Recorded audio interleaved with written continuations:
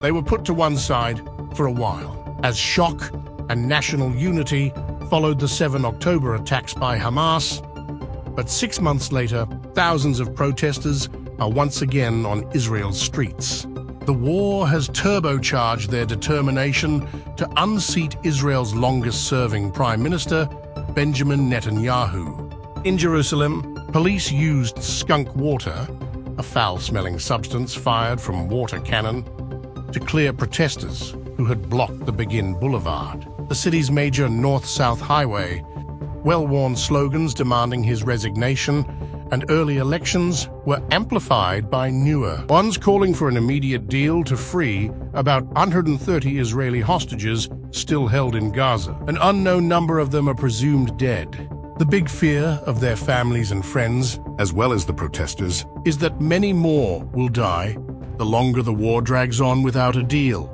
On Sunday evening, as thousands packed the broad avenues around the Israeli parliament, Katia Amorza, who has a son serving in the Israeli army in Gaza, put down her megaphone for a moment.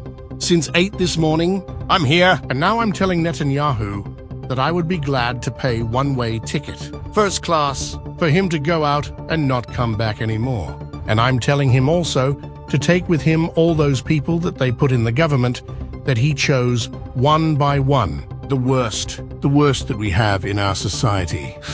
A rabbi crossed the road past Katia and her megaphone. It was Yehuda Glick, who campaigns for Jewish prayer in the area Israelis call the Temple Mount, the site in Jerusalem of Islam's third holiest mosque, Al-Aqsa. Rabbi Glick said the protesters have forgotten that their real enemy is Hamas, not Prime Minister Netanyahu. I think he's very popular, and that's what aggravates these people. I think these people are not willing to forgive the fact that for so long they've been demonstrating against him and he's still in power.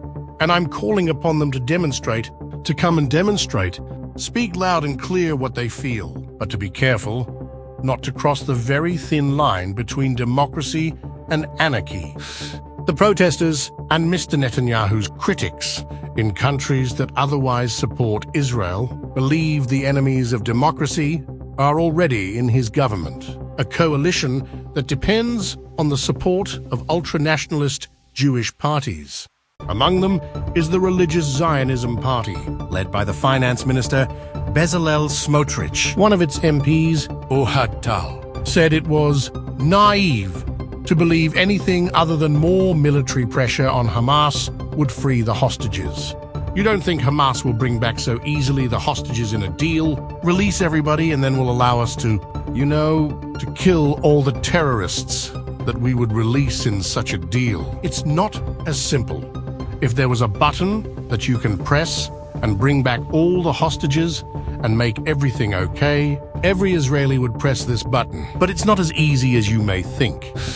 Benjamin Netanyahu used to say he was the only one who could keep his country safe. Many Israelis believed him. That infuriates the thousands who blocked streets in Jerusalem on Sunday evening.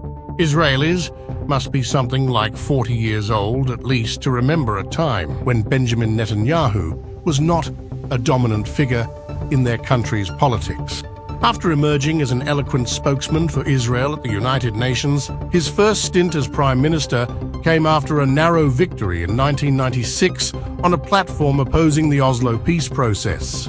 Like the current American plan to make peace in the Middle East, the Oslo deals were built around the idea that allowing Palestinians to establish an independent state alongside Israel was the only hope of ending a century of conflict between Arabs and Jews over control of the land between the River Jordan and the Mediterranean Sea. Mr. Netanyahu has been a consistent opponent of a Palestinian state. He has contemptuously dismissed the U.S. strategy of backing for Palestinian independence as part of a grand bargain to remake the Middle East. His critics here say his strident rejection of President Joe Biden's plans for governance in Gaza after the war is a tool to secure the continued support of Israel's extreme right wing. One of the protesters outside the Knesset was David Agman, a retired brigadier general in the Israeli army. He ran the Prime Minister's office when Mr. Netanyahu was first elected. It's the biggest crisis ever since 1948. I'll tell you something else. I was the first chief of staff for Netanyahu in 1996, so I know him. And after 3 months, I decided to leave because I realized who he is, a danger to Israel. He doesn't know how to take decisions. He is afraid. The only thing he knows is to speak. And of course, I saw he depends on his wife. And I saw his lies. And after 3 months, I told him, Bibi, you don't need AIDS. You need a replacement. And I left. While the protesters were still on the streets, Mr. Netanyahu ruled out early elections and repeated his determination to mount a new offensive against Hamas forces in Rafah.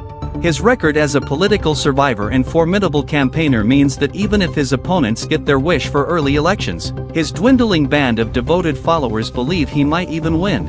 Israelis are not divided about destroying Hamas. That war aim has overwhelming support. But the way the war is being handled, and the failure to rescue or free all the hostages, is putting Benjamin Netanyahu under career-ending pressure.